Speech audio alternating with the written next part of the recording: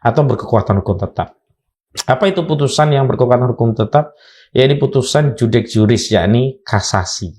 Jadi kalau masih putusan tingkat pertama di pengadilan negeri, banding di tingkat pengadilan tinggi, itu belum inkrah. Karena masih judek faksi. Ya.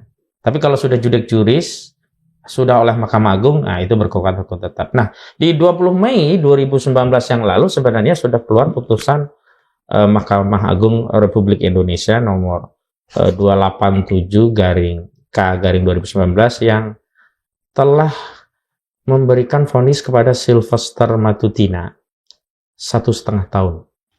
Ditambah, karena sebelumnya dibanding sempat 1 tahun, tapi oleh Majelis Kasasi diperbaiki justru ditambah, diberatkan, jadi 1,5 tahun.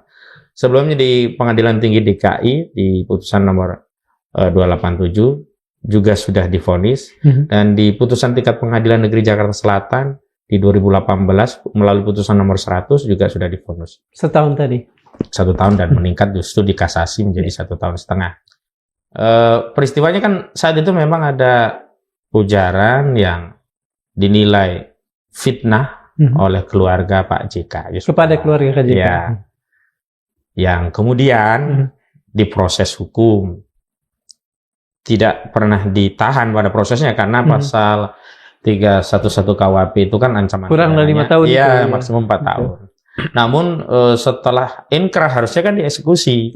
Memang belakangan kami mendapatkan informasi ketika akan dilakukan eksekusi, saudara Sylvester Matutina ini terdakwa saja saya sebut. Harusnya juga hari ini disebut terpidana. Ya, terpidana tapi belum menjadi narapidana karena belum dieksekusi begitu. Jadi terpidana Sylvester Matutina ini berusaha untuk agar vonis yang sifatnya inkrah tadi tidak dijalankan.